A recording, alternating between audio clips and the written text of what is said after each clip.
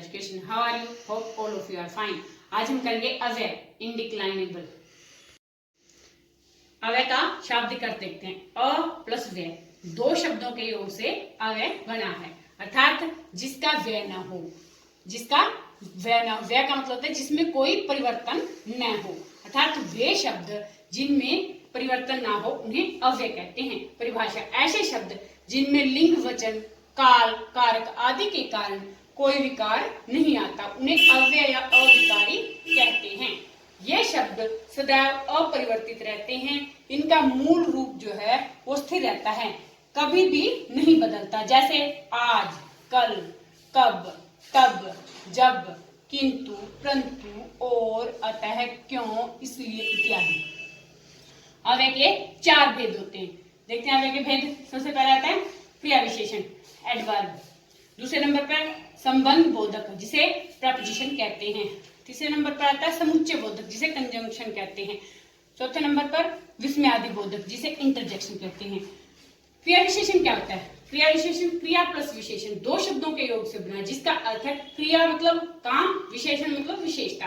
क्रिया की विशेषता बताने वाला जो शब्द होता है उसे क्रिया विशेषण कहते हैं, अर्थात जो शब्द क्रिया की विशेषता बतलाते हैं उन्हें क्रिया विशेषण कहते हैं। जैसे माँ मैं थोड़ा खेल लूं, जैसे कोई बच्चा अपनी माँ से पूछ रहा है कि माँ क्या मैं थोड़ी देर खेल लूं, तो यहाँ पर अव्यय क्या है? थोड़ा। थोड़ा क्या है? अव्यय। अगला है संबंध बोधक के बारे में जानते हैं। जो अव्यय किसी संज्ञा के बाद आकर उस संज्ञा का संबंध जो है वाक्य के दूसरे शब्दों से दिखाते हैं या बताते हैं। संज्ञा से तो पहले आएगा और वाक्य के बाकी के जो शब्द हैं उनके साथ संज्ञा का जो संबंध है वो बताता है, वो शब्द क्या कहलाते हैं? संबंध बोधक शब्द कहलाते हैं। जैसे मनुष्य पानी के बिना जीवित नहीं रह सकता, यहाँ पर अव्यय क्या है? के बिना जो है ये क्या है? अव्यय है, अर्थात मनुष्य जो है पानी के बिना जीवित नहीं रह सकता। यहाँ पर संबंध जो है मनुष्य का किसके साथ बताया गया है? भी पानी के साथ इसका संबंध बताया गया, पानी के बिना मनुष्य जीवित नहीं रह सकता।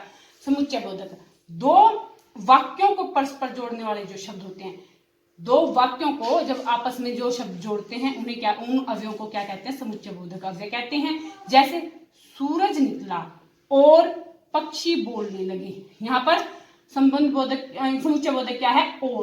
और क्या है? समुच्चय बोधक। इन दोनों वाक्यों को जो है जोड़ रहा है, सूरज निकला और पक्षी बोलने लगे।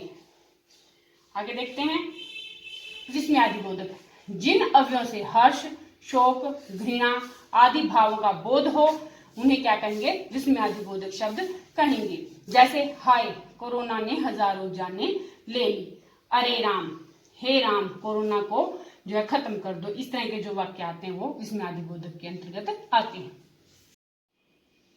अर्थ के आधार पर क्रिया विशेषण जो है वो चार प्रकार के होते हैं। देखते हैं स्थानवाचक। स्थानवाचक में कौन कौन से होते हैं? स्थितिवाचक, यहाँ, वहां, भीतर, बाहर। जैसे बच्चे यहाँ खेल रहे हैं, तुम वहां बैठ जाओ, माँ भीतर काम कर रही है, बाहर खड़े हो जाओ। दिशावाचक, इधर, उधर, दाएं, बाएं। जैसे इधर मत बैठो, थोड़ा उधर बैठ जाओ। आगे है कालवाचक, जिसके अंदर क्या क्या आता है? समयवाचक, अवधिवाचक और बारंबारतावाचक। समयवाचक जैसे आज, कल, अभी, तुरंत। जैसे आज बुआ जी आएंगी, कल पापा दिल्ली जाएंगे। अवधिवाचक में क्या क्या आता है? रात भर, दिन भर, आज, कल, नित्य। जैसे बच्चा रात भर रो रहा था, माँ दिन भर काम करती है। बारंबारतावाचक जैसे हर बार, कई बार, प्रतिदिन। जैसे हर बार मेरे साथ ऐसा ही होता है, कई बार तो तुम मिलते ही नहीं हो, हमें प्रतिदिन स्नान करना चाहिए। इसके बाद है परिणामवाचक, परिमाणवाचक। परिमाणवाचक में कौन कौन से आते हैं?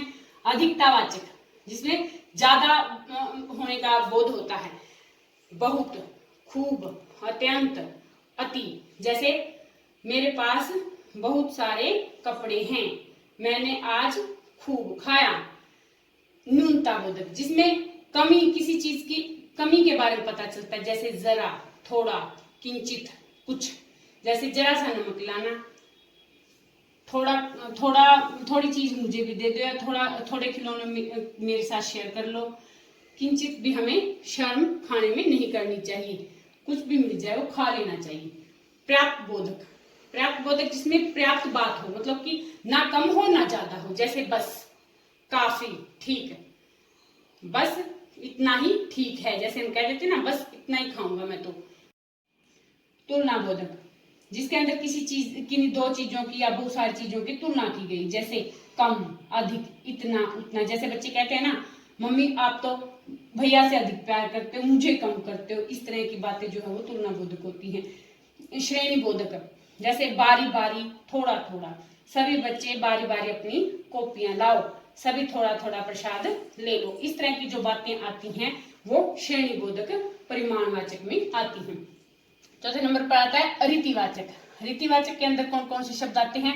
ऐसे, वैसे, जैसे, मानो, धीरे, अचानक, कदाचित, अवश्य, इसलिए, तक, सा, तो, हाँ, जी, यथासंभव आदि। ये जो शब्द हैं रीतिवाचक क्रिया विशेषण के शब्द हैं।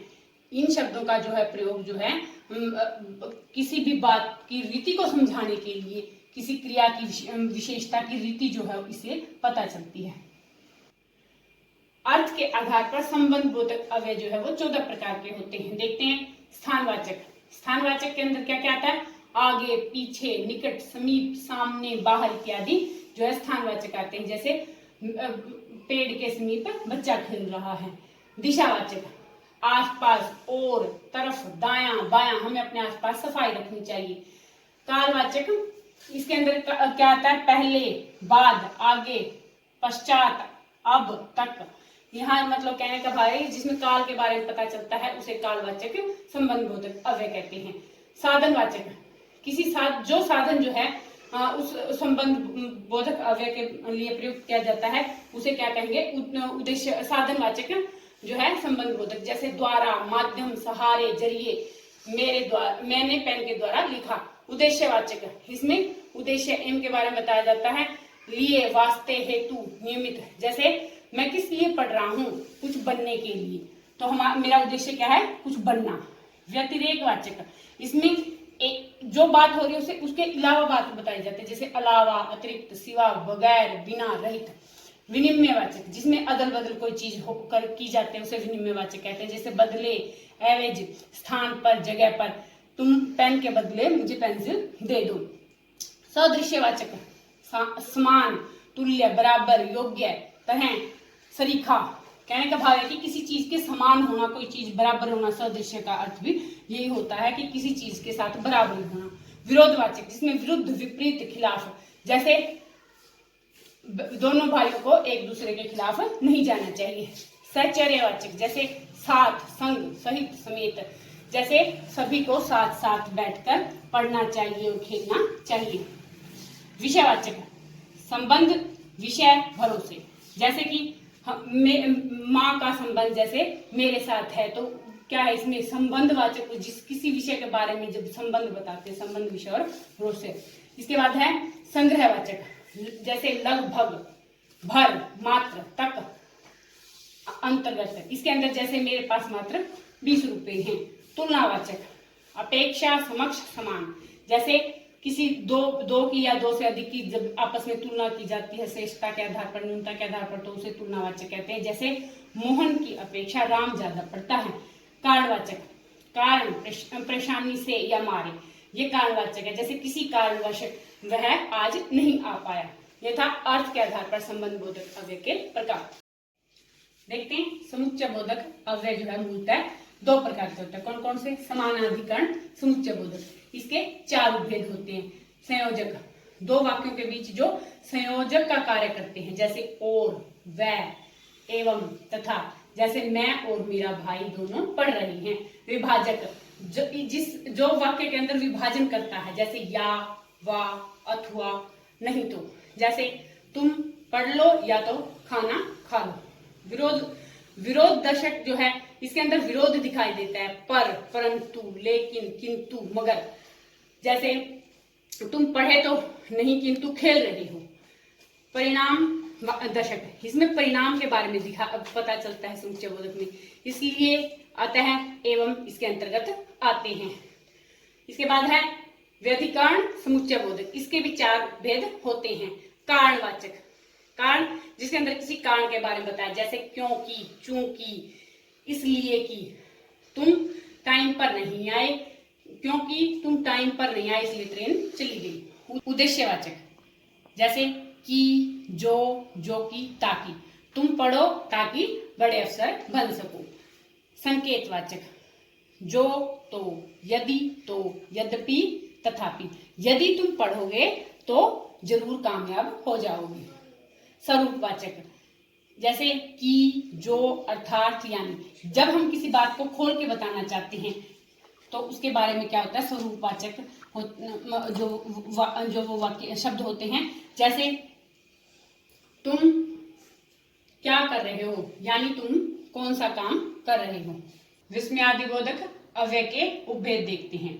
कौन कौन से हैं? हर्षबोधक, हर्ष का मतलब होता है खुशी। खुशी में हम कौन कौन से शब्द बोलते हैं? जैसे वाह, आहा, धन्य, शाबाश। जैसे कोई बच्चा बहुत अच्छा पढ़ता है या अच्छा लिखता है तो हम कहते हैं ना, शाबाश बेटा, बहुत अच्छा लिखा, कीप इट अप।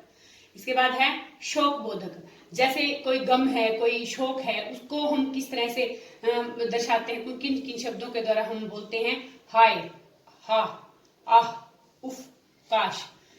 इसके लिए एक वाक्य है जैसे, काश कि कोरोना कभी फैलता ही नहीं तो जो जनजीवन है सामान्य ही चलता।